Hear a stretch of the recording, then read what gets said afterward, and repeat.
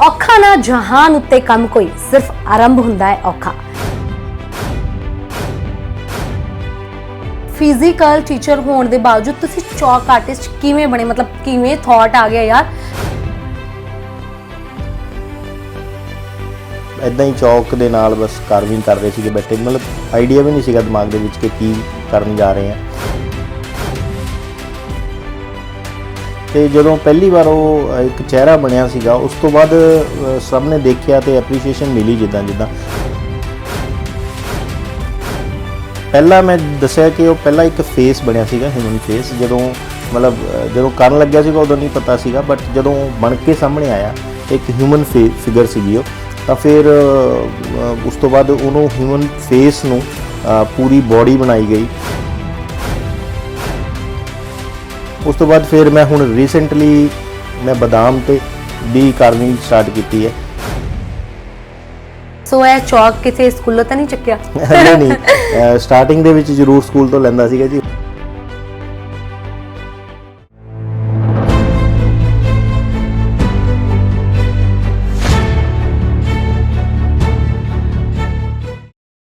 ਔਖਾ ਨਾ ਜਹਾਨ ਉੱਤੇ ਕੰਮ ਕੋਈ ਸਿਰਫ ਆਰੰਭ ਹੁੰਦਾ ਹੈ ਔਖਾ।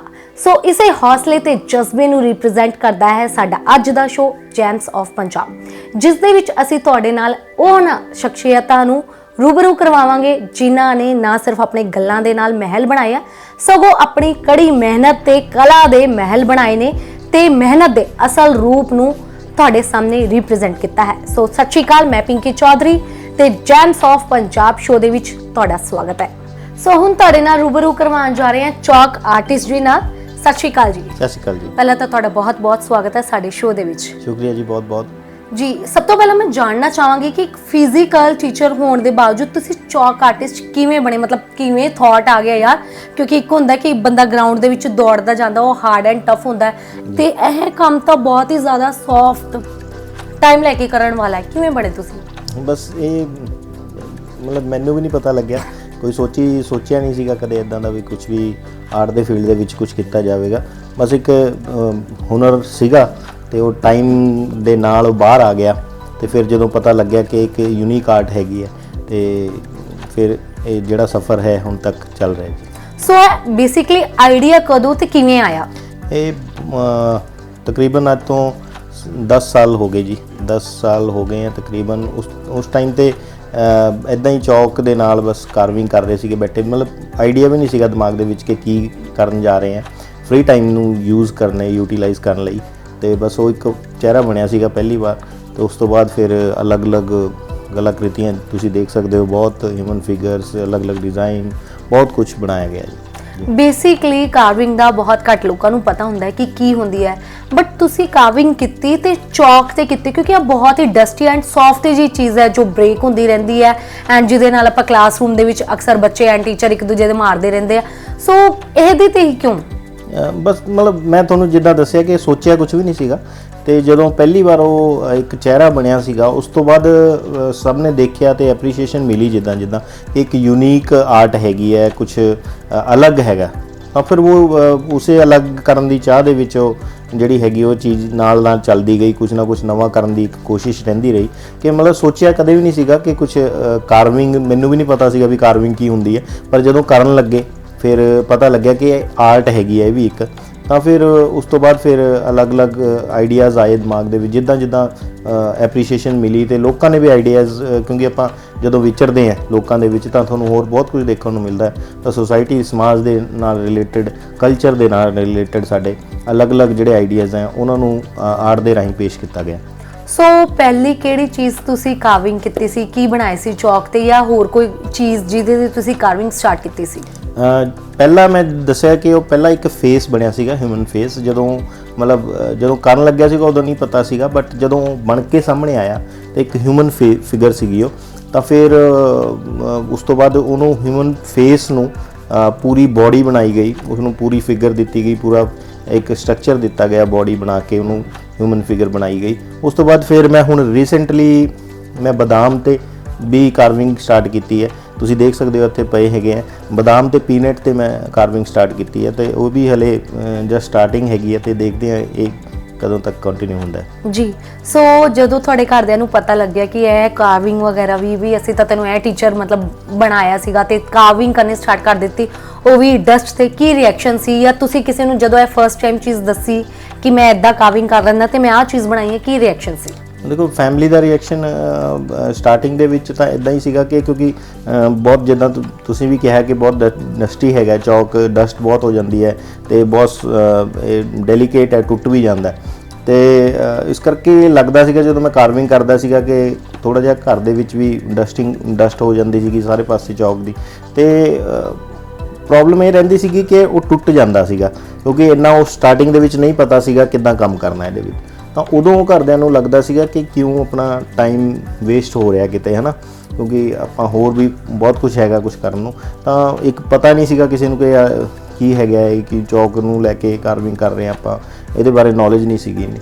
ਬਟ ਜਿੱਦਾਂ ਟਾਈਮ ਬੀਤਿਆ ਉਹ ਕਲਾਕ੍ਰਿਤੀ ਜਦੋਂ ਬਣ ਕੇ ਸਾਹਮਣੇ ਆਉਂਦੀ ਸੀ ਫਿਰ ਸਾਰੇ ਐਪਰੀਸ਼ੀਏਟ ਕਰਦੇ ਸੀਗੇ। ਫਿਰ ਘਰ ਦੇ ਵੀ, ਕਿਉਂਕਿ ਮੇਜਰ ਜਿਹੜੀ ਤੁਹਾਡੀ ਸਪੋਰਟ ਹੁੰਦੀ ਹੈ ਘਰਦਿਆਂ ਦੀ, ਫੈਮਿਲੀ ਦੀ, ਉਹ ਫਿਰ ਉੱਥੋਂ ਮਿਲੀ ਉਹ, ਤੇ ਉਸੇ ਕਰਕੇ ਅੱਜ ਤੱਕ ਇਹ ਜਿਹੜਾ ਸਫ਼ਰ ਹੈ ਕੰਟੀਨਿਊ ਹੈਗਾ ਜੀ।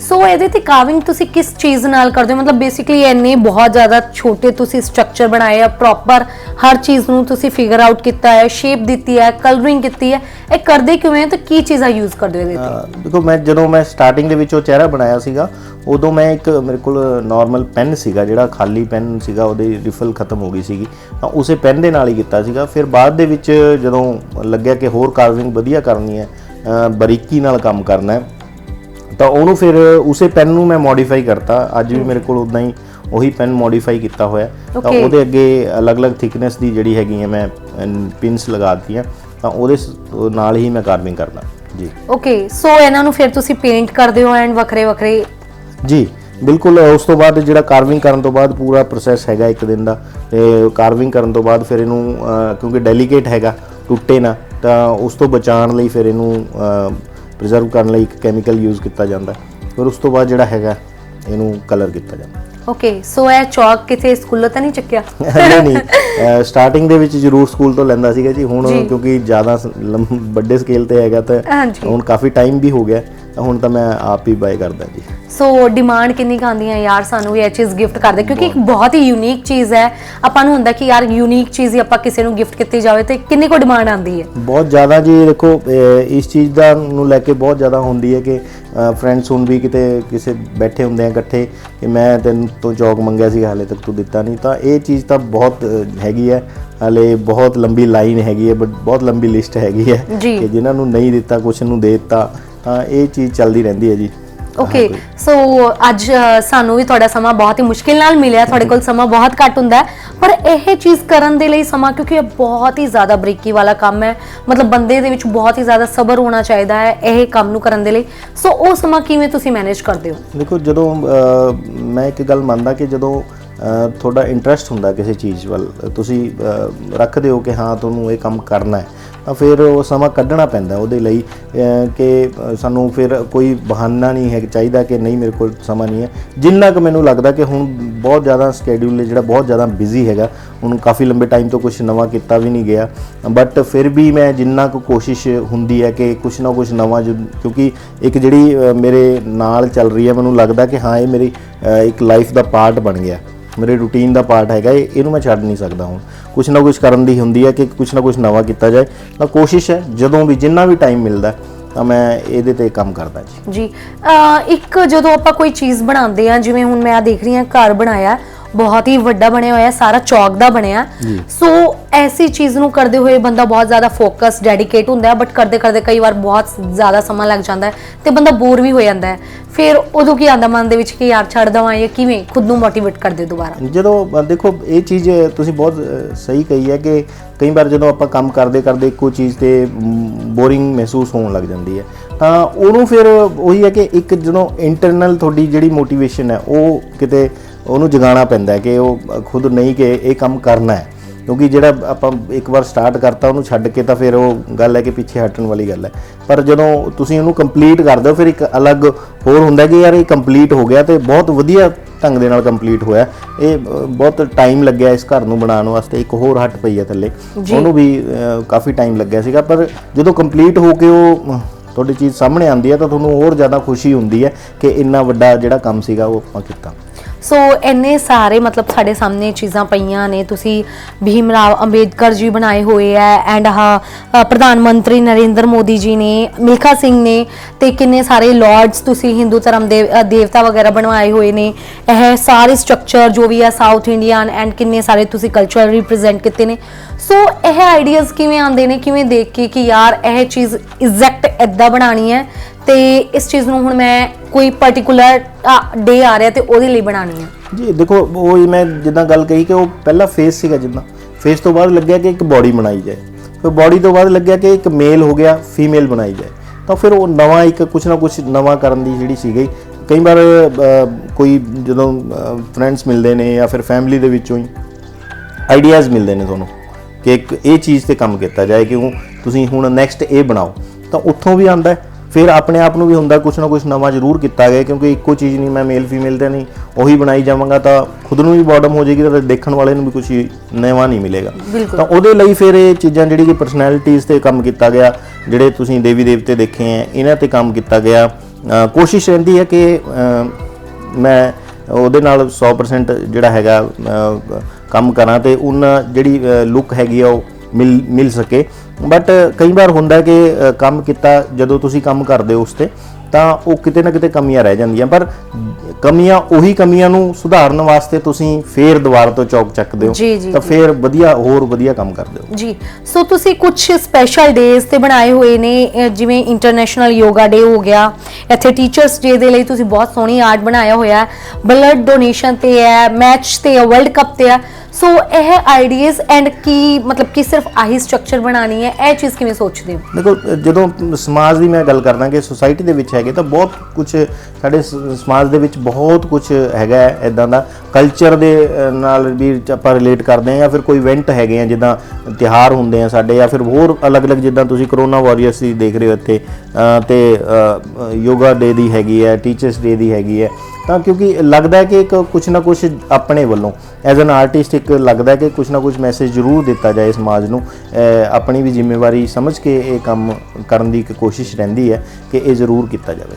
ਸੋ ਇੱਕ ਇਹ ਜੋ ਛੋਟੀ ਚੀਜ਼ਾਂ ਬਣੀਆਂ ਨੇ, ਬੇਸਿਕਲੀ ਇਹਨਾਂ ਨੂੰ ਬਣਨ ਨੂੰ ਕਿੰਨਾ ਟਾਈਮ ਲੱਗਦਾ ਤੇ ਇਹ ਬਹੁਤ ਵੱਡੀ ਚੀਜ਼ਾਂ ਤੁਸੀਂ ਆਰਟ ਬਣਾਏ ਹੋ, ਆਰਟ ਪੀਸ, ਇਹਨਾਂ ਨੂੰ ਬਣਾਉਣ ਨੂੰ ਕਿੰਨਾ ਟਾਈਮ ਲੱਗਦਾ ਫੁੱਲ ਫਿਨਿਸ਼ ਕਰਨ ਨੂੰ? ਦੇਖੋ ਜੀ, ਜਿਹੜਾ ਨਾਰਮਲ ਆਪਾਂ ਇੱਕ ਚੌਕ ਬਣਾਉਂਦੇ ਹਾਂ ਕਿ ਮੇਲ ਜਾਂ ਫੀਮੇਲ ਜਾਂ ਫਿਰ ਇੱਕ ਪਰਸਨੈਲਿਟੀ ਨੂੰ ਲੈ ਕੇ ਕੰਮ ਕਰ ਰਹੇ ਹਾਂ, ਤਾਂ ਉਹਨੂੰ 2 ਜਾਂ 3 ਦਿਨ ਦੇ ਵਿੱਚ ਮੈਕਸਿਮਮ ਉਹ ਕੰਪਲੀਟ ਹੋ ਜਾਂਦਾ, ਕਿਉਂਕਿ ਕਾਰਵਿੰਗ ਕਰਨੀ ਹੈ, ਉਸ ਤੋਂ ਬਾਅਦ ਫਿਰ ਉਹਨੂੰ ਪ੍ਰੀਜ਼ਰਵ ਕਰਨਾ ਹੈ, ਫਿਰ ਉਸ 'ਤੇ ਕਲਰ ਹੋਣਾ ਹੈ, ਤਾਂ ਇਹ ਮੈਕਸਿਮਮ 2 ਜਾਂ 3 ਡੇਜ਼ ਇਹਨੂੰ ਲੱਗਦੇ ਆ। ਉਸ ਤੋਂ ਬਾਅਦ ਜਿਹੜਾ ਘਰ ਪਿਆ ਜਾਂ ਫਿਰ ਹੋਰ ਜਿਹੜੇ ਵੱਡੇ ਪ੍ਰੋਜੈਕਟ ਨੇ ਇਹਨਾਂ ਤੇ ਫਿਰ ਜਿੰਨਾ ਕੁ ਕੰਮ ਹੈਗਾ ਉਹਦੇ ਹਿਸਾਬ ਨਾਲ ਮਤਲਬ 15 ਦਿਨ ਵੀ ਲੱਗ ਜਾਂਦੇ ਆ, ਮਹੀਨਾ ਵੀ ਲੱਗ ਜਾਂਦਾ ਹੈ, 2 ਮਹੀਨੇ, ਕਿਉਂਕਿ ਟਾਈਮ ਵੀ ਫਿਰ ਉਨਾ ਕੀ ਹੈ, ਤੁਸੀਂ ਸਾਰਾ ਦਿਨ ਨਹੀਂ ਬੈਠ ਸਕਦੇ, ਸਿਟਿੰਗ ਵੀ ਤੁਹਾਨੂੰ ਬਾਈ ਪਾਰਟ ਉਹਨੂੰ ਡਿਵਾਈਡ ਕਰਕੇ ਦੇਣੀ ਪੈਂਦੀ ਹੈ, ਤਾਂ ਉਹਦੇ ਨਾਲ ਟਾਈਮ ਲੱਗਦਾ ਜੀ। ਸੋ ਜਿਵੇਂ ਕਿ ਆਪਾਂ ਗੱਲ ਕੀਤੀ ਸੀ ਕਿ ਬਹੁਤ ਹੀ ਯੂਨੀਕ ਆਰਟ ਹੈ ਤੁਹਾਡਾ, ਆਪਾਂ ਕਿਸੇ ਨੂੰ ਗਿਫਟ ਕਰਨ ਲੱਗੇ ਮਤਲਬ ਆਏਗਾ ਥੋਟ ਕਿ ਯਾਰ ਇਹ ਚੀਜ਼ ਮੈਂ ਕਰਾਂ ਕਿ ਲਾਈਫ ਲੌਂਗ ਬੰਦਾ ਸੰਭਾਲ ਕੇ ਰੱਖੇਗਾ। ਸੋ ਐਸੀ ਡਿਮਾਂਡਸ ਆਉਂਦੀਆਂ ਨੇ, ਸੋ ਤੁਸੀਂ ਇਹਨੂੰ ਕਦੇ ਇਹ ਨਹੀਂ ਸੋਚੇ ਕਿ ਯਾਰ ਇੱਕ ਐਜ਼ ਐਨ ਬਿਜ਼ਨਸ ਵੀ ਦੇ ਪੱਖੋਂ ਦੇਖਿਆ ਜਾਵੇ? ਡਿਮਾਂਡਸ ਬਹੁਤ ਆਉਂਦੀਆਂ ਨੇ ਜੀ, ਫਰੈਂਡਸ ਵੀ ਡਿਮਾਂਡ ਕਰਦੇ ਨੇ, ਫੈਮਿਲੀ 'ਚ ਵੀ ਹੁੰਦੀਆਂ ਨੇ, ਬਟ ਲੋਕੀ ਹੋਰ ਬਾਹਰੋਂ ਤੋਂ ਵੀ ਡਿਮਾਂਡਸ ਆਉਂਦੀਆਂ ਨੇ ਕਿ ਜਿੱਦਾਂ ਮੇਰੇ ਸੋਸ਼ਲ ਮੀਡੀਆ ਤੇ ਮੇਰੇ ਜਿਹੜੇ ਅਲੱਗ-ਅਲੱਗ ਅਕਾਊਂਟਸ ਨੇ ਉੱਥੇ ਵੀ ਡਿਮਾਂਡਸ ਲੋਕੀ ਕਰਦੇ ਨੇ ਤੇ ਕਿ ਸਾਨੂੰ ਬਣਾ ਕੇ ਭੇਜੋ, ਪਰ ਮੇਰੇ ਕੋਲ ਜੇ ਟਾਈਮ ਹੁੰਦਾ, ਗੱਲ ਉਹੀ ਹੈ ਕਿ ਜਿੰਨਾ ਕੁ ਮੈਂ ਟਾਈਮ ਦੇ ਸਕਦਾ, ਕਿਉਂਕਿ ਜਦੋਂ ਤੁਸੀਂ ਆਰਡਰ ਤੇ ਕਿਸੇ ਦੇ ਸਪੈਸ਼ਲ ਬਣਾ ਰਹੇ ਹੋ ਤਾਂ ਫਿਰ ਟਾਈਮ ਵੀ ਤੁਹਾਨੂੰ ਪੇਸ਼ੈਂਸ ਵਾਲਾ ਕੰਮ ਹੈਗਾ, ਤੁਹਾਨੂੰ ਬਿਲਕੁਲ ਰਿਲੈਕਸ ਮਾਈਂਡ ਦੇ ਨਾਲ ਉਹ ਕੰਮ ਕਰਨਾ ਪੈਂਦਾ। ਜੇ ਮੇਰੇ ਕੋਲ ਟਾਈਮ ਹੁੰਦਾ ਮੈਂ ਬਣਾ ਕੇ ਦਿੰਦਾ ਜੀ। ਤੇ ਜਿਹੜੀ ਬਿਜ਼ਨਸ ਵਾਲੀ ਤੁਸੀਂ ਗੱਲ ਕਰੀ ਹੈ, ਬਹੁਤ ਵਾਰ ਮਾਈਂਡ ਦੇ ਵਿੱਚ ਆਇਆ ਵੀ ਤੇ ਲੱਗਿਆ ਵੀ ਕਿ ਕਰਨਾ ਚਾਹੀਦਾ ਹੈ, ਬਟ ਕਈ ਵਾਰ ਕਿਸੇ ਕੋਲ ਟਾਈਮ ਦੀ ਘਾਟ ਹੁੰਦੀ ਹੈ। ਜਦੋਂ ਤੁਹਾਨੂੰ ਕੋਈ ਆਰਡਰ ਕਰ ਰਿਹਾ ਤਾਂ ਉਹਨੂੰ ਵਿਦਿਨ 2 ਡੇਜ਼ ਜਾਂ 3 ਡੇਜ਼ ਚਾਹੀਦਾ ਹੁੰਦਾ, ਉਹ ਮੇਰੇ ਕੋਲ ਟਾਈਮ ਨਹੀਂ ਹੈਗਾ। ਜਾਂ ਫਿਰ ਜਿਹੜੀ ਇੱਕ ਵੈਲਿਊ ਜੀ, ਜਿਹੜੀ ਮੇਨ ਚੀਜ਼ ਹੈਗੀ ਹੈ ਕਿ ਉਹ ਸਾਹਮਣੇ ਵਾਲਾ ਜੋ ਮੈਂ ਵੈਲਿਊ ਉਹਦੀ ਪੁੱਟ ਕਰ ਰਿਹਾ ਉਹਦੇ ਲਈ ਕਿ ਉਹਨੂੰ ਲੱਗਦਾ ਕਿ ਇਹ ਜ਼ਿਆਦਾ ਹੈਗੀ ਹੈ, ਕਿਉਂਕਿ ਇਹ ਚੌਕ ਹੈ, ਉਹਦੇ ਲਈ ਸਿਰਫ ਇੱਕ ਚੌਕ ਹੈ ਤੇ ਇੱਕ ਮਿੱਟੀ ਹੈਗੀ ਹੈ ਜਿਹੜੀ ਟੁੱਟ ਜਾਂਦੀ ਹੈ। ਤਾਂ ਮੇਰੇ ਵਾਸਤੇ ਉਸ ਤੋਂ ਬਹੁਤ ਕੁਝ ਹਟ ਕੇ ਹੈਗੀ ਹੈ, ਤਾਂ ਮੇਰਾ ਮਾਈਂਡ ਫਿਰ ਉਸ ਪਾਸੇ ਨੂੰ ਜਾਂਦਾ ਹੀ ਨਹੀਂ ਹੈ ਕਿ ਮੈਂ ਇਹਨੂੰ ਕਮਰਸ਼ੀਅਲਾਈਜ਼ ਕਰਾਂ। ਓਕੇ, ਸੋ ਕੋਈ ਅਵਾਰਡ ਦੇ ਲਈ ਕੋਈ ਨੋਮੀਨੇਸ਼ਨ ਜਾਂ ਕੁਝ ਕੋਈ ਰਿਕਾਰਡਸ ਦੇ ਲਈ ਕਦੇ ਕੋਈ ਸਿਲੈਕਸ਼ਨ ਵਗੈਰਾ ਜਾਂ ਕੋਈ ਕਾਲ ਆਈ ਹੋਵੇ? ਜੀ ਕਾਫੀ ਇੱਦਾਂ ਹੋਇਆ। ਮੈਂ ਲਿਮਕਾ ਬੁੱਕ ਵਾਲਿਆਂ ਨੇ ਵੀ ਕੰਟੈਕਟ ਕੀਤਾ ਸੀਗਾ, ਫਿਰ ਉਹਨਾਂ ਦਾ ਜੋ ਕ੍ਰਾਈਟੇਰੀਆ ਸੀਗਾ ਮੈਂ ਉਸ 'ਤੇ ਕੰਮ ਕੀਤਾ। ਫਿਰ ਉਹ ਮਤਲਬ ਕਾਫੀ ਲੰਬਾ ਪ੍ਰੋਸੀਜਰ ਸੀਗਾ, ਉਸ 'ਤੇ ਹਾਲੇ ਵੀ ਉਹਨਾਂ ਨਾਲ ਗੱਲ ਚੱਲ ਰਹੀ ਹੈ। ਤੇ ਉਹ ਉਹਨਾਂ ਦਾ ਕ੍ਰਾਈਟੇਰੀਆ ਸੀਗਾ ਕਿ ਸਾਨੂੰ ਇੱਕ ਪੀਸ ਚਾਹੀਦਾ ਹੈ, ਕਿ ਇੰਨੇ ਉਹ ਚਾਹੀਦਾ, ਕਿਉਂਕਿ ਫਿਰ ਉਹੀ ਗੱਲ ਹੈ ਕਿ ਮੈਂ ਡਿਫਰੈਂਟ ਕਰਾਂਗਾ ਜਾਂ ਫਿਰ ਇੱਕ ਪੀਸ 'ਤੇ ਕੰਮ ਕਰਾਂ, ਉਹ ਫਿਰ ਕ੍ਰਾਈਟੇਰੀਆ ਦੀ ਉਹਨਾਂ ਦੀ ਆਪਣੀ ਗੱਲ ਸੀਗੀ। ਫਿਰ ਇੰਡੀਆ ਬੁੱਕ ਵਾਲਿਆਂ ਦੀ ਸੀਗੀ, ਉਹਨਾਂ ਦਾ ਕ੍ਰਾਈਟੇਰੀਆ ਕੁਝ ਹੋਰ ਸੀਗਾ, ਕਿਉਂਕਿ ਉਹ ਮਤਲਬ ਖਰੀਦਣਾ ਪੈਣਾ, ਮਤਲਬ ਅਵਾਰਡ ਵੀ ਉਹ ਵੀ ਗੱਲ ਆ ਜਾਂਦੀ ਹੈ, ਕਿਉਂਕਿ ਫਿਰ ਉਹ ਆਪਣਾ ਆਪ ਮਤਲਬ ਪੈਸੇ ਦੇ ਕੇ ਖੁਦ ਦੇ ਲਈ ਅਵਾਰਡ ਪਰਚੇਸ ਕਰਨਾ। ਹਾਂ, ਫਿਰ ਉਹ ਇੱਕ ਜ਼ਮੀਰ ਹੈ ਜਿਹੜਾ ਉਹ ਨਹੀਂ ਮੰਨਦਾ ਹੈਗਾ ਕਿ ਮੈਂ ਕਿਉਂ ਖਰੀਦਾਂ, ਮੈਨੂੰ ਕੀ ਜ਼ਰੂਰਤ ਪਈ ਹੈ, ਜਦੋਂ ਮੈਨੂੰ ਮੈਂ ਸੈਟੀਸਫਾਈ ਹੈਗਾ ਕਿ ਮੈਨੂੰ ਇੰਨਾ ਹੀ ਬਹੁਤ ਹੈ ਜਿੰਨਾ ਕਿ ਮਿਲ ਰਿਹਾ। ਮੈਂ ਅਵਾਰਡ ਸਿਰਫ ਇੱਕ ਮੈਡਲ ਤੇ ਇੱਕ ਸਰਟੀਫਿਕੇਟ ਵਾਸਤੇ ਮੈਂ ਉਹਨਾਂ ਨੂੰ ਪੈਸੇ ਪੇ ਕਿਉਂ ਕਰਨਾ, ਚਾਹੇ 1 ਰੁਪਿਆ ਵੀ ਹੈਗਾ, ਮੈਂ ਕਿਉਂ ਪੇ ਕਰਾਂ?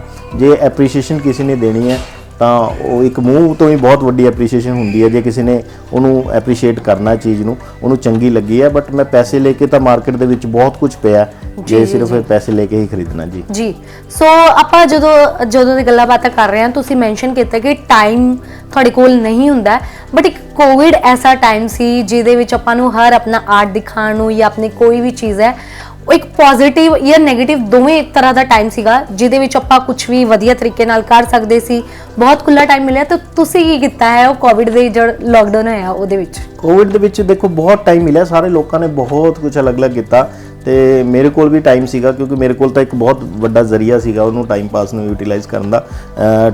ਤੇ ਮੈਂ ਕੀਤਾ ਵੀ ਆ। ਜਿਹੜੇ ਕਰੋਨਾ ਵਾਰੀਅਰਸ ਤੁਸੀਂ ਦੇਖ ਰਹੇ ਹੋ, ਪਹਿਲਾਂ ਮੈਂ ਸਟੇ ਹੋਮ ਵਾਸਲ ਸਭ ਤੋਂ ਪਹਿਲਾਂ ਮੈਸੇਜ ਬਣਾਇਆ ਸੀਗਾ, ਉਹ ਸਟੇ ਹੋਮ ਸੇਵ ਲਾਈਫਸ ਦਾ ਇੱਥੇ ਪਿਆ ਹੈਗਾ, ਉਹ ਵੀ ਦੇਖ ਸਕਦੇ ਹੋ ਤੁਸੀਂ। ਫਿਰ ਕਰੋਨਾ ਵਾਰੀਅਰਸ ਨੂੰ ਆਪਾਂ ਥੈਂਕਸ ਗਿਵਿੰਗ ਇੱਕ ਮੈਸੇਜ ਕੀਤਾ ਸੀਗਾ, ਉਹਦੇ ਵੀ ਸਾਰੇ ਉਹਦੇ ਵਿੱਚ ਅਲੱਗ-ਅਲੱਗ ਜਿਹੜੇ ਵੀ ਫਰੰਟ ਲਾਈਨ ਦੇ ਵਿੱਚ ਉਦੋਂ ਕੰਮ ਕਰ ਰਹੇ ਸੀਗੇ ਉਹਨਾਂ ਨੂੰ ਥੈਂਕਸ ਗਿਵਿੰਗ ਸੀਗਾ ਇੱਕ। ਫਿਰ ਉਸ ਤੋਂ ਬਾਅਦ ਵੈਕਸੀਨੇਸ਼ਨ ਦੀ ਗੱਲ ਕੀਤੀ ਹੈ, ਵੈਕਸੀਨੇਸ਼ਨ ਵਾਸਤੇ ਵੀ ਇੱਥੇ ਮੋਟੀਵੇਸ਼ਨ ਕੀਤੀ ਹੈ, ਲੋਕਾਂ ਨੂੰ ਮੋਟੀਵੇਟ ਕੀਤਾ ਗਿਆ।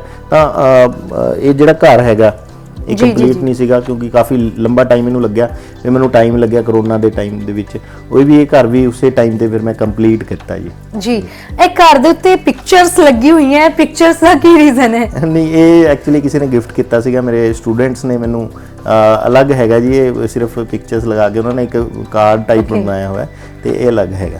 ਸੋ ਇਹ ਇੰਨੀ ਪਿਆਰੀ ਚੀਜ਼ਾਂ ਨੇ, ਕਿਉਂਕਿ ਤੁਹਾਡਾ ਬਹੁਤ ਜ਼ਿਆਦਾ ਸਮਾਂ ਇਹਦੇ ਤੇ ਲੱਗਿਆ ਹੋਇਆ ਹੈ। ਸੋ ਇਹਨਾਂ 'ਚ ਜਦੋਂ ਕੋਈ ਚੀਜ਼ ਟੁੱਟਦੀ ਹੈ ਕਿੰਨੀ ਕੁ ਤਕਲੀਫ ਹੁੰਦੀ ਹੈ? ਬਹੁਤ ਜ਼ਿਆਦਾ ਨਹੀਂ ਦੇਖੋ, ਕਿਉਂਕਿ ਇੰਨਾ ਟਾਈਮ ਜਦੋਂ ਤੁਸੀਂ ਕਿਸੇ ਚੀਜ਼ ਨੂੰ ਦਿੰਦੇ ਹੋ ਤਾਂ ਬੜੇ ਰੂਹ ਨਾਲ ਬਣਾਉਂਦੇ ਹੋ ਉਸ ਚੀਜ਼ ਨੂੰ, ਜਦੋਂ ਟੁੱਟ ਜਾਂਦੀ ਤਾਂ ਫਿਰ ਬਹੁਤ ਜ਼ਿਆਦਾ ਦਿਲ ਦੁਖੀ ਹੁੰਦਾ ਹੈ, ਕਿਉਂਕਿ ਉਹ ਜਿਹੜਾ ਹੈਗਾ ਕਿ ਇੰਨਾ ਤੁਸੀਂ ਕੰਮ ਕੀਤਾ ਉਸ 'ਤੇ, ਉਹ ਇੰਨਾ ਟਾਈਮ ਲਗਾਇਆ, ਤਾਂ ਫਿਰ ਉਹ ਜਦੋਂ ਟੁੱਟ ਜਾਂਦੀ ਹੈ, ਕਿਉਂਕਿ ਤੁਹਾਡੀ ਜਿਹੜੀ ਮਿਹਨਤ ਹੈ ਉਹ ਖਤਮ ਜ਼ੀਰੋ ਹੋ ਜਾਂਦੀ ਹੈ, ਬਹੁਤ ਜ਼ਿਆਦਾ ਦੁੱਖ ਲੱਗਦਾ। ਬਟ ਫਿਰ ਇੱਕ ਅੰਦਰੋਂ ਆਵਾਜ਼ ਆਉਂਦੀ ਹੈ ਕਿ ਨਹੀਂ ਕੋਈ ਗੱਲ ਨਹੀਂ, ਨਵਾਂ ਬਣਾਵਾਂਗੇ। ਸੋ ਅੱਜ ਕੱਲ੍ਹ ਸੋਸ਼ਲ ਮੀਡੀਆ ਇੱਕ ਜ਼ਰੀਆ ਹੋਇਆ ਪਿਆ ਹੈ ਕਿ ਤੁਹਾਡਾ ਕੋਈ ਵੀ ਆਰਟ ਹੈ ਉਹਨੂੰ ਤੁਸੀਂ ਰਿਪਰੈਜ਼ੈਂਟ ਕਰ ਸਕਦੇ ਹੋ ਦੁਨੀਆ ਦੇ ਸਾਹਮਣੇ, ਐਂਡ ਛੋਟੇ ਬਿਜ਼ਨਸ ਸਟਾਰਟ ਕੀਤੇ ਹੋਏ ਆ। ਸੋ ਤੁਸੀਂ ਕਦੇ ਦਿਮਾਗ ਦੇ ਵਿੱਚ ਲਿਆਇਆ ਕਿ ਯਾਰ ਮੈਂ ਸੋਸ਼ਲ ਮੀਡੀਆ ਦੇ ਜ਼ਰੀਏ ਹੀ ਸਹੀ ਇਹ ਚੀਜ਼ਾਂ ਨੂੰ ਬਾਕੀਆਂ ਦੇ ਸਾਹਮਣੇ, ਹੋਰ ਜੋ ਅਸੀਂ ਆ, ਜੋ ਨੇੜੇ ਤੇੜੇ ਵਾਲੇ ਆ, ਉਹ ਤਾਂ ਅਸੀਂ ਦੇਖਣ ਆਏ ਆ, ਖੁਦ ਦੇਖਣ ਆਏ ਆ, ਬਟ ਸਾਰੀ ਦੁਨੀਆ ਨੂੰ ਇਹ ਆਰਟ ਦਿਖਣਾ ਚਾਹੀਦਾ। ਬਿਲਕੁਲ ਜੀ, ਦੇਖੋ ਅੱਜ ਕੱਲ੍ਹ ਬਹੁਤ ਵੱਡਾ ਜ਼ਰੀਆ ਹੈਗਾ ਕਿ ਤੁਸੀਂ ਲੋਕਾਂ ਤੱਕ ਪਹੁੰਚ ਜਿਹੜੀ ਕਰਨੀ ਹੈਗੀ ਆ, ਸੋਸ਼ਲ ਮੀਡੀਆ ਇੱਕ ਬਹੁਤ ਵੱਡਾ ਜ਼ਰੀਆ ਹੈਗਾ ਤੁਹਾਡਾ। ਤੇ ਮੇਰੇ ਅਕਾਊਂਟਸ ਹੈਗੇ ਨੇ ਸੋਸ਼ਲ ਮੀਡੀਆ ਤੇ ਕੋਸ਼ਿਸ਼ ਰਹਿੰਦੀ ਹੈ ਜੋ ਵੀ ਮੈਂ ਨਵਾਂ ਕਰਦਾ ਹਾਂ ਤੇ ਮੈਂ ਉੱਤੇ ਸ਼ੇਅਰ ਕਰਦਾ ਹਾਂ, ਤੇ ਐਪਰੀਸ਼ੀਏਸ਼ਨ ਵੀ ਮਿਲਦੀ ਹੈ, ਤੇ ਬਹੁਤ ਵਧੀਆ ਲੱਗਦਾ ਹੈਗਾ ਕਿ ਲੋਕਾਂ ਤੱਕ ਪਹੁੰਚ ਹੋਈ ਤੇ ਲੋਕਾਂ ਨੂੰ ਵੀ ਚੰਗਾ ਲੱਗਿਆ, ਤੇ ਬਹੁਤ ਵੱਡਾ ਜ਼ਰੀਆ ਹੈਗਾ ਜੀ। ਸੋ ਇਹ ਕਾਰਵਿੰਗ ਤੁਸੀਂ ਆਪਦੇ ਤੱਕ ਹੀ ਰੱਖਣੀ ਹੈ ਜਾਂ ਹੋਰ ਕਿਸੇ ਨੂੰ ਸਿਖਾਣੀ ਵੀ ਹੈ? ਕਿ ਸਿਰਫ ਫਿਜ਼ੀਕਲ ਐਜੂਕੇਸ਼ਨ ਤਾਂ ਤੁਸੀਂ ਲੋਕਾਂ ਨੂੰ ਬਿਲਕੁਲ ਸਿਖਾ ਹੀ ਰਹੇ ਹੋ, ਤੁਸੀਂ ਟੀਚਰ ਹੋ। ਸੋ ਇਹ ਕਾਰਵਿੰਗ ਕੋਈ ਸਿੱਖਣਾ ਚਾਹੁੰਦਾ ਹੋਵੇ ਤਾਂ ਉਹ ਕੀ ਕਰੇਗਾ, ਮਤਲਬ ਕਿਵੇਂ ਤੁਹਾਨੂੰ ਅਪਰੋਚ ਕਰ ਸਕਦਾ ਹੈ? ਦੇਖੋ, ਮੈਂ ਪਹਿਲਾਂ ਵੀ ਕਾਫੀ ਮੇਰੇ ਜਿਹੜੇ ਮੈਂ ਵਰਕਸ਼ਾਪ ਵੀ ਕੀਤੀਆਂ ਨੇ, ਸਕੂਲਸ ਦੇ ਵਿੱਚ ਵੀ ਜਾ ਕੇ ਵਰਕਸ਼ਾਪ ਕੀਤੀਆਂ ਨੇ ਬੱਚਿਆਂ ਨੂੰ। ਕੋਸ਼ਿਸ਼ ਰਹਿੰਦੀ ਹੈ ਕਿ ਜੇ ਕੋਈ ਸਿੱਖਣਾ ਚਾਹੁੰਦਾ ਤਾਂ ਜਦੋਂ ਮਰਜ਼ੀ ਮੇਰੇ ਤੱਕ ਕੰਟੈਕਟ ਕਰ ਸਕਦਾ ਹੈ। ਇੱਦਾਂ ਦਾ ਕੁਝ ਨਹੀਂ ਹੈ ਕਿ ਕਿਉਂਕਿ ਇੱਕ ਆਰਟ ਹੈਗੀ ਹੈ ਜਿਹੜੀ, ਜਦੋਂ ਤੁਸੀਂ ਇਹਨੂੰ ਬਾਹਰ ਕਿਸੇ ਹੋਰ ਤੱਕ ਪਹੁੰਚੇਗੀ ਹੋ, ਮੈਂ ਤੁਹਾਡੇ ਨਾਲ ਜ਼ਰੂਰ ਸ਼ੇਅਰ ਕਰਨਾ ਚਾਹਾਂਗਾ। ਜਦੋਂ ਮੈਂ ਸਟਾਰਟ ਕੀਤੀ ਸੀ ਅੱਜ ਤੋਂ 10 ਸਾਲ ਪਹਿਲਾਂ ਤਕਰੀਬਨ, ਜਦੋਂ ਮੈਂ ਨੈੱਟ ਤੇ ਸਰਚ ਕਰਦਾ ਸੀਗਾ ਮੈਨੂੰ ਕੋਈ ਨਹੀਂ ਮਿਲਦਾ ਸੀਗਾ। ਬਹੁਤ ਰੇਅਰ ਸੀਗੇ, ਇੱਕਾ ਦੁੱਕਾ ਬਹੁਤ ਆਰਟਿਸਟ ਸੀਗੇ ਜਿਹੜੇ ਬਹੁਤ ਰੇਅਰ ਸੀਗੇ, ਸਾਊਥ ਸਾਈਡ ਦੇ ਸੀਗੇ, ਬਟ ਨਾਰਥ ਸਾਈਡ ਦਾ ਮੈਨੂੰ ਕੋਈ ਆਰਟਿਸਟ ਨਹੀਂ ਦਿਖਦਾ ਸੀਗਾ। ਤੇ ਹੁਣ ਸਰਚ ਕਰਦੇ ਹਾਂ ਆਪਾਂ, ਬਹੁਤ ਮਤਲਬ ਵਧੀਆ ਲੱਗਦਾ ਕਿ ਸ਼ਾਇਦ ਕਿਉਂਕਿ ਮੈਨੂੰ ਬਹੁਤ ਲੰਬਾ ਸਮਾਂ ਹੋ ਗਿਆ ਕਰਦੇ ਨੂੰ, ਤਾਂ ਫੋਨ ਵੀ ਆਉਂਦੇ ਨੇ ਮੈਨੂੰ ਬਹੁਤ ਕਿ ਅਸੀਂ ਸਿੱਖਣਾ ਚਾਹੁੰਦੇ ਹਾਂ, ਤਾਂ ਫਿਰ ਮੈਂ ਜਿੰਨਾ ਕੁ ਬਰੀਕੀ ਉਹਨਾਂ ਨੂੰ, ਕਿਉਂਕਿ ਇੱਕ ਫੋਨ ਤੇ ਤੁਸੀਂ ਜਿੰਨਾ ਕੁ ਗਾਈਡ ਕਰ ਸਕਦੇ ਹੋ, ਤਾਂ ਇਹ ਚੀਜ਼ ਹੈਗੀ ਹੈ। ਕਿਉਂਕਿ ਜਦੋਂ ਬਾਹਰ ਜਾਊਗੀ ਤਾਂ ਹੋਰ ਜ਼ਿਆਦਾ ਲੋਕਾਂ ਨੂੰ ਪਤਾ ਲੱਗੇਗਾ ਕਿ ਚੌਕ ਵੀ ਇੱਕ ਬਹੁਤ ਵਧੀਆ ਮੀਡੀਅਮ ਹੈਗਾ ਆਰਟ ਦੇ, ਜੇ ਤੁਸੀਂ ਕੰਮ ਕਰਨਾ ਹੈ ਤਾਂ ਬਹੁਤ ਚੰਗਾ ਲੱਗਦਾ। ਅਤੇ ਇੱਦਾਂ ਦਾ ਕੁਛ ਵੀ ਨਹੀਂ ਹੈਗਾ ਕਿ ਆਪਾਂ ਇਹਨੂੰ ਹੋਰ ਜ਼ਿਆਦਾ ਲੋਕਾਂ ਤੱਕ ਪਹੁੰਚਾਉਣਾ ਚਾਹੁੰਦੇ ਹਾਂ ਕਿ ਲੋਕਾਂ ਨੂੰ ਵੀ ਪਤਾ ਲੱਗੇ, ਤੇ ਕੋਈ ਵੀ ਸਿੱਖਣਾ ਚਾਹੁੰਦਾ ਹੈ ਇੱਕ ਚੌਕ। ਮੈਂ ਸਿੱਖਣ ਦਾ ਸਭ ਤੋਂ ਵੱਡੇ ਇੱਕ ਸਿੰਪਲ ਜਿਹਾ ਤਰੀਕਾ ਹੈਗਾ ਕਿ ਜਦੋਂ ਮੈਂ ਸਟਾਰਟ ਕੀਤਾ ਸੀ, ਮੈਂ ਹੀ ਚੌਕ ਲੈ ਕੇ ਖਾਲੀ ਬੈਠ ਗਿਆ ਸੀਗਾ ਕਿ ਮੈਨੂੰ ਨਹੀਂ ਪਤਾ ਸੀਗਾ ਕੀ ਬਣਨਾ ਹੈ ਜੀ। ਬਰੀਕੀਆਂ ਗਾਈਡੈਂਸ ਜ਼ਰੂਰ ਹੈਗੀ ਹੈ ਕਿ ਚਲੋ ਮੈਂ ਤਾਂ, ਮੇਰੇ ਵਾਸਤੇ ਕੋਈ ਨਹੀਂ ਸੀਗਾ, ਬਟ ਮੈਂ ਹੈਗਾ, ਜੇ ਕੋਈ ਗਾਈਡੈਂਸ ਲੈਣਾ ਚਾਹੁੰਦਾ ਜਾਂ ਸਿੱਖਣਾ ਚਾਹੁੰਦਾ ਤਾਂ ਮੈਂ ਅਵੇਲੇਬਲ ਹੈਗਾ ਜੀ। ਸੋ ਤੁਸੀਂ ਜਿਵੇਂ ਕਿ ਕਿਹਾ ਕਿ ਨਾਰਥ ਸਾਈਡ ਦੇ ਵਿੱਚ ਕੋਈ ਹੈ ਨਹੀਂ ਗਾਈਡੈਂਸ ਕਰਨ ਵਾਲਾ, ਐਂਡ ਸਾਊਥ ਦੇ ਸਾਈਡ ਲੋਕੀ ਹੈਗੇ ਆ। ਤੁਹਾਡਾ ਕਦੇ ਦਿਲ ਨਹੀਂ ਕੀਤਾ ਕਿ ਯਾਰ ਮੈਂ ਹੋਰ, ਮੇਰੇ ਅੰਦਰ ਇੰਨੇ ਜ਼ਿਆਦਾ ਮਤਲਬ ਕਿ ਜੇ ਆਰਟ ਹੈ, ਕਲਾ ਹੈ, ਇਹਨੂੰ ਮੈਂ ਹੋਰ ਵਧਾਵਾਂ ਜਾਂ ਹੋਰ ਗਾਈਡੈਂਸ ਲਿੱਤੀ ਜਾਵੇ, ਮੇਬੀ ਚੌਕ ਤੋਂ ਸਿਵਾ ਵੀ ਹੋਰ ਚੀਜ਼ਾਂ ਤੇ ਵੀ ਕਾਰਵਿੰਗ ਕੀਤੀ ਜਾਵੇ? ਦੇਖੋ, ਮੈਂ ਤਾਂ ਹੀ ਦੱਸਿਆ ਕਿ ਮੈਂ ਜਦੋਂ ਚੌਕ ਦੇ ਉੱਪਰ ਕਾਫੀ ਲੰਬਾ ਟਾਈਮ ਹੋ ਗਿਆ ਕਰਦੇ ਅਤੇ ਮੈਂ ਐਗਜ਼ੀਬਿਸ਼ਨਸ ਵੀ ਲਗਾਈਆਂ, ਮੇਰੀ ਨੈਸ਼ਨਲ ਲੈਵਲ ਤੱਕ ਐਗਜ਼ੀਬਿਸ਼ਨਸ ਮੈਂ ਚੌਕ ਦੇ, ਕਿਉਂਕਿ ਉਹੀ ਹੈ ਕਿ ਜਦੋਂ ਚਾਂਸ ਮਿਲਦਾ ਗਿਆ, ਤੁਸੀਂ ਕੰਮ ਕਰਦੇ ਗਏ ਤਾਂ ਤੁਹਾਨੂੰ ਚਾਂਸ ਵੀ ਮਿਲਦਾ ਫਿਰ। ਅਤੇ ਫਿਰ ਮੈਨੂੰ ਲੱਗਿਆ ਕਿ ਚੌਕ ਤਾਂ ਹੋ ਗਿਆ। ਇੱਕ ਦਿਨ ਬੈਠੇ ਇੱਦਾਂ ਹੀ ਬਦਾਮ ਖਾ ਰਹੇ ਸੀਗੇ, ਤੇ ਬਦਾਮ ਘਰਦਿਆਂ ਨੇ ਮੈਨੂੰ ਲੱਗਦਾ ਬਦਾਮ ਖਾਣ ਨੂੰ ਦਿੱਤੇ ਸੀ, ਤੁਸੀਂ ਉਹਦੇ ਤੇ ਵੀ ਕਾਰਵਿੰਗ ਕਰ ਦਿੱਤੀ ਆ ਜੀ। ਬਿਲਕੁਲ। ਤੇ ਬਦਾਮ ਖਾਂਦੇ ਹੀ ਦਿਮਾਗ ਦੇ ਵਿੱਚ ਇੱਕ ਆਈਡੀਆ ਆਇਆ ਕਿ ਇਸ ਬਦਾਮ ਤੇ ਵੀ ਕਾਰਵਿੰਗ ਕਰਕੇ ਦੇਖੀ ਜਾਏ ਕਿ ਹੋ ਸਕਦੀ ਹੈ ਕਿ ਨਹੀਂ ਹੋ ਜੀ। ਜਦੋਂ ਮੈਂ ਉਹ ਫਿਰ ਆਪਣਾ ਪੈਨ ਟੂਲ ਜਿਹੜਾ ਹੈਗਾ ਸੀ ਉਹ ਚੱਕਿਆ ਤੇ ਉਸ 'ਤੇ ਬਦਾਮ 'ਤੇ ਕਾਰਵਿੰਗ ਕੀਤੀ। ਉਹ ਫੇਸ ਪਹਿਲਾਂ ਮੈਂ ਉਹੀ ਬਣਾਇਆ ਸੀਗਾ, ਇੱਥੇ ਹੈਗਾ ਮੌਜੂਦ ਹੈ ਜਿਹੜਾ ਪਹਿਲਾ ਫੇਸ ਬਣਾਇਆ ਸੀਗਾ। ਉਸ ਤੋਂ ਬਾਅਦ ਹੋਰ 5-6 ਕਰੈਕਟਰ ਹੋਰ ਅਲੱਗ-ਅਲੱਗ ਬਣਾਏ, ਰਿਲੀਜੀਅਸ ਹੀ ਬਣਾਏ, ਕ੍ਰਿਸ਼ਨ ਜੀ ਬਣਾਏ ਹੈ, ਗਣੇਸ਼ ਜੀ ਬਣਾਏ ਹੈ, ਇੱਕ ਹਿਊਮਨ ਫਿਗਰ ਬਣਾਈ ਹੈ। ਤਾਂ ਇੱਦਾਂ ਦਾ ਆਈਡੀਆ ਹੈਗਾ ਕਿ ਕੁਛ ਨਾ ਕੁਛ ਇਨੋਵੇਟਿਵ ਕੀਤਾ ਜਾਵੇ, ਨਵਾਂ ਕੀਤਾ ਜਾਵੇ। ਤਾਂ ਫਿਲਹਾਲ ਚੌਕ ਤੋਂ ਬਾਅਦ ਬਦਾਮ 'ਤੇ ਕਾਰਵਿੰਗ ਹੋ ਰਹੀ ਹੈ ਜੀ। ਸੋ ਮੈਂ ਇੱਥੇ ਫੈਮਿਲੀ ਨੂੰ ਮੈਂਸ਼ਨ ਕਰਨਾ ਚਾਹੂੰਗੀ ਕਿ ਸੋਚ ਸਮਝ ਕੇ ਇਹਨਾਂ ਨੂੰ ਖਾਣ ਨੂੰ ਚੀਜ਼ਾਂ ਦਿਆ ਕਰੋ, ਕੀ ਪਤਾ ਕਿਹਦੇ ਤੇ ਇਹ ਕਾਰਵਿੰਗ ਕਰ ਦੇਣ ਜੀ। ਸੋ ਤੁਸੀਂ ਇੰਨੀ ਰਿਲੀਜੀਅਸ ਚੀਜ਼ਾਂ ਬਣਾਈਆਂ ਨੇ, ਹਿੰਦੂ ਧਰਮ, ਸਿੱਖ ਧਰਮ, ਤੁਸੀਂ ਸਾਰੇ ਆਲਮੋਸਟ ਇੱਥੇ ਧਰਮ ਦੀ ਸਾਰੀ ਚੀਜ਼ਾਂ ਬਣਾਈ ਹੋਈਆਂ ਨੇ, ਸਾਰੇ ਇਵੈਂਟਸ ਤੇ ਸਭ ਕੁਝ ਬਣਾਇਆ ਹੋਇਆ, ਸਪੈਸ਼ਲ ਡੇਜ਼ ਤੇ ਤੁਸੀਂ ਡੈਡੀਕੇਟ ਕੀਤਾ ਹੈ ਕਿ ਸਮਾਜ ਦੇ ਵਿੱਚ, ਸੋਸਾਇਟੀ ਦੇ ਵਿੱਚ ਇਨੀਸ਼ੀਏਟਿਵ ਲਿੱਤਾ ਜਾਵੇ, ਇੰਸਪਾਇਰ ਕੀਤਾ ਜਾਵੇ। ਸੋ ਨੈਕਸਟ ਕੀ ਬਣਾਉਣ ਦੀ ਤਿਆਰੀ ਹੈ ਤੇ ਕਿਹਦੇ ਤੇ ਕਾਰਵਿੰਗ ਕਰੋਗੇ? ਫਿਲਹਾਲ ਤਾਂ ਚੌਕ ਤੇ ਬਦਾਮ ਹੈਗਾ ਜੀ, ਇਹਨਾਂ ਤੇ ਹੀ, ਕਿਉਂਕਿ ਇੱਕ ਬਹੁਤ ਹਲੇ ਬਹੁਤ ਕੁਝ ਕਰਨ ਵਾਲਾ ਹੈਗਾ ਇਹਨਾਂ ਤੇ ਕੋਸ਼ਿਸ਼ ਹੈ ਕਿ ਕੁਛ ਨਾ ਕੁਛ ਨਵਾਂ, ਜੋ ਕੁਛ ਤੁਸੀਂ ਦੇਖ ਰਹੇ ਹੋ ਉਸ ਤੋਂ ਅਲੱਗ ਹਟ ਕੇ ਹੀ ਤੁਹਾਨੂੰ ਦੇਖਣ ਨੂੰ ਮਿਲੇਗਾ, ਕੁਛ ਨਾ ਕੁਛ ਯੂਨੀਕ ਹੀ ਦੇਖਣ ਨੂੰ ਮਿਲੇਗਾ। ਚਾਹੇ ਉਹ ਬਦਾਮ ਦੀ ਗੱਲ ਕਰਦੇ ਹਾਂ, ਚਾਹੇ ਚੌਕ ਦੀ ਗੱਲ ਕਰਦੇ ਹਾਂ, ਕੁਛ ਨਵਾਂ ਦੇਖਣ ਨੂੰ ਜ਼ਰੂਰ ਮਿਲੇਗਾ ਤੁਹਾਨੂੰ ਜੀ। So thank you so much sir, ਤੁਹਾਡੇ ਨਾਲ ਗੱਲਬਾਤ ਕਰਕੇ ਬਹੁਤ ਵਧੀਆ ਲੱਗਿਆ, ਤੇ ਸਾਨੂੰ ਵੇਟ ਰਹੇਗੀ ਨੈਕਸਟ ਟਾਈਮ ਜਦੋਂ ਤੁਹਾਡੇ ਨਾਲ ਗੱਲਬਾਤ ਹੋਏਗੀ ਕਿ ਤੁਸੀਂ ਕੀ ਹੋਰ ਨਵਾਂ ਤੇ ਕਾਹਦੇ ਤੇ ਕਾਰਵਿੰਗ ਕਰਦੇ ਹੋ ਜੀ। ਥੈਂਕ ਯੂ ਜੀ, ਬਹੁਤ ਬਹੁਤ ਸ਼ੁਕਰੀਆ ਤੁਹਾਡਾ ਆਉਣ ਤੇ।